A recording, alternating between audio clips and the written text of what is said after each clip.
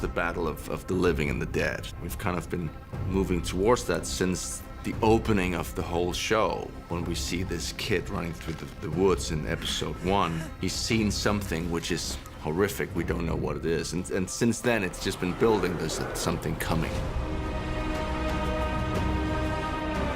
This episode starts, and then it's carnage for a full hour.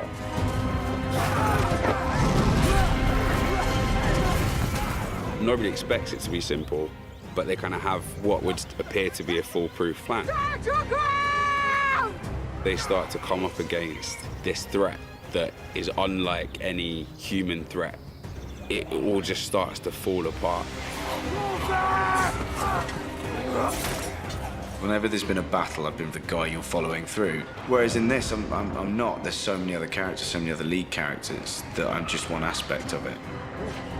That threw me a bit in a weird, sort of narcissistic way.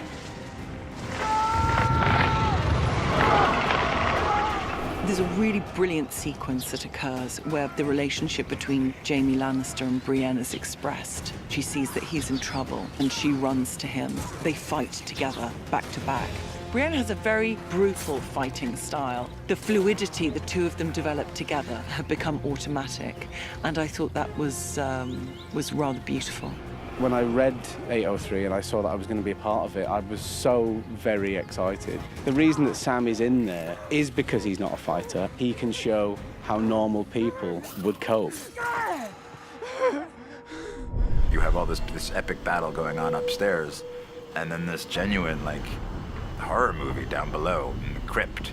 It starts off with kind of us all on the edge of our seat waiting to be attacked by whites, and Tyrion is standing there like trying to find a way to do something, and there's this whole conversation between Sansa and Tyrion. None of us can do anything.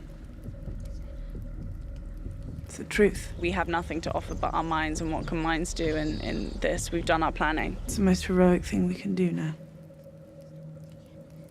Look the truth in the face. We're in a crypt. Nobody thought of that.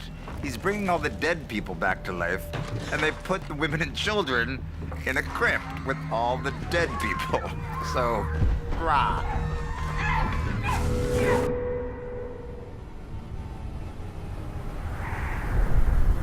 Everyone was like, have you read 3 yet? I was like, no. They were like, okay, just like sit down and read it.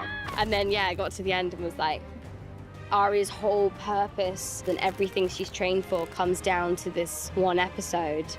It's just amazing. And I'm grateful that it was me and not Kit. I was pissed that it wasn't me killing the Night King. Before we read the finals, I was like, yeah, it's definitely me.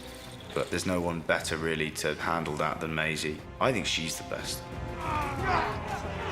Jaime, Brienne, Pod are like against the back of this wall, and there's this ocean of undead just coming at them relentlessly.